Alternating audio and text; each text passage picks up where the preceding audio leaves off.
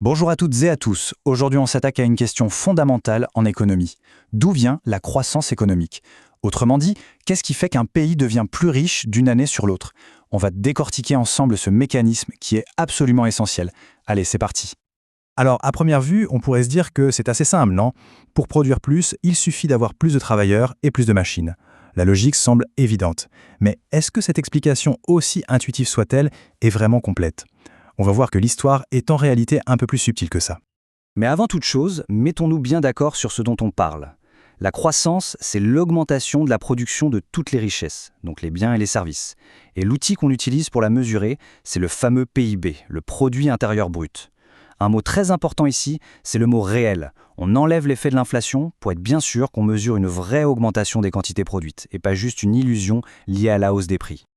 Pour que ce soit bien concret, prenons un chiffre. En 2022, la France a connu une croissance de 2,5%.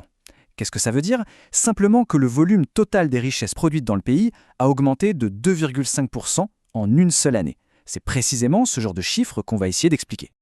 Bon, commençons par la première piste, la plus évidente. Pour produire plus, on utilise plus de moyens. C'est ce qu'on appelle l'accumulation des facteurs de production. En économie, pour faire simple, il y a deux grands ingrédients pour produire. D'un côté, on a le facteur travail, c'est la main-d'œuvre, les gens, donc plus de personnes qui travaillent, ou alors les mêmes personnes qui travaillent plus longtemps. Et de l'autre côté, il y a le facteur capital. Là, on parle des outils, des machines, des usines, des ordinateurs, bref, tout ce qui nous aide à être productifs. La logique semble donc implacable. On augmente la quantité de travail, on investit pour avoir plus de machines, et hop, mécaniquement, la production augmente. C'est ce qu'on appelle la croissance extensive. On ne fait qu'étendre nos capacités de production, simple et efficace. Enfin, en apparence. Et c'est là que ça devient intéressant, presque une enquête policière, parce que quand les économistes ont fait l'addition, contribution du travail plus contribution du capital, ils se sont rendus compte que le résultat ne correspondait pas à la croissance réelle. Il manquait un morceau au puzzle. Eh oui, cette simple accumulation de main-d'œuvre et de machines est loin, très loin d'expliquer toute la croissance qu'on observe.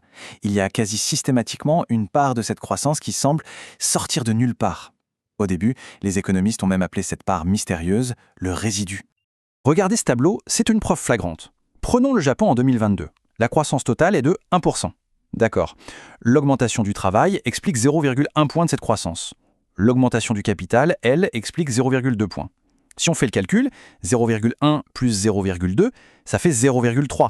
Mais alors, d'où viennent les 0,7 points qui manquent pour arriver à ce 1%? C'est ça, notre fameux résidu. Bon, ce résidu mystérieux a un nom un peu plus scientifique, la productivité globale des facteurs, ou PGF.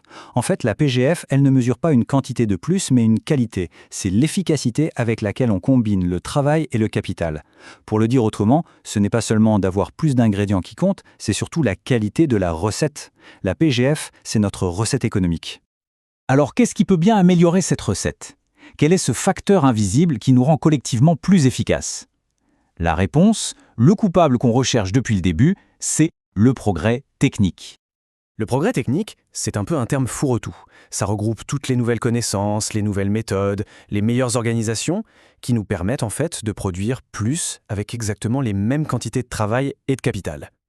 La PGF, c'est donc tout simplement la mesure de l'impact de ce progrès technique sur l'économie.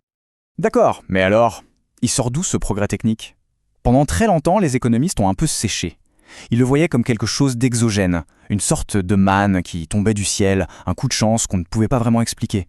Mais la vision moderne est complètement différente. On dit que le progrès est endogène. Ça veut dire qu'il ne tombe pas du ciel, on le fabrique nous-mêmes, de l'intérieur même du système économique.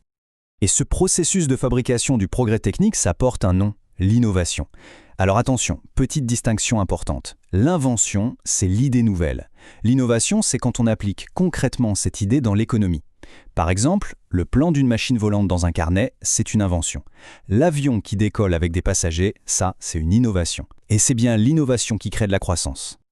Ça y est, on a toutes les pièces du puzzle. On va pouvoir les assembler et voir que la croissance, finalement, ce n'est pas une simple ligne droite. C'est bien plus une boucle, une spirale qui s'auto-alimente, un véritable cercle vertueux. Comment est-ce qu'on fabrique cette innovation? Eh bien, en investissant. On investit dans la recherche et développement pour trouver de nouvelles idées. On investit dans le capital humain, c'est-à-dire l'éducation, la formation de la population pour qu'elle soit plus compétente. On investit aussi dans du capital physique, des machines plus modernes, plus performantes. Et enfin, on investit dans des infrastructures publiques de qualité, comme les réseaux de transport ou Internet. Et c'est là qu'on voit la magie de cette boucle. Suivez bien, tout part des investissements, qui génèrent de l'innovation et du progrès technique. Ce progrès améliore notre fameuse recette, la PGF, ce qui accélère la croissance économique. Et là où ça devient génial, c'est que cette croissance plus forte, elle dégage plus de richesses qui permettent de financer de nouveaux investissements. Et la boucle est bouclée, le moteur tourne tout seul et peut même s'accélérer. Voilà le point absolument fondamental à retenir. La croissance, ce n'est pas un interrupteur on-off. C'est un processus qui se nourrit lui-même, un phénomène cumulatif en quelque sorte. La prospérité d'aujourd'hui sème les graines de la prospérité de demain en finançant les innovations qui seront la source de notre efficacité future. On comprend alors que la question la plus importante pour nos sociétés n'est plus seulement comment avoir plus de croissance, mais plutôt comment devenir une formidable machine à innover. Quelle politique publique, quel système d'éducation, quel environnement encourage le mieux cette créativité qui, on l'a vu, le véritable moteur de notre prospérité à long terme?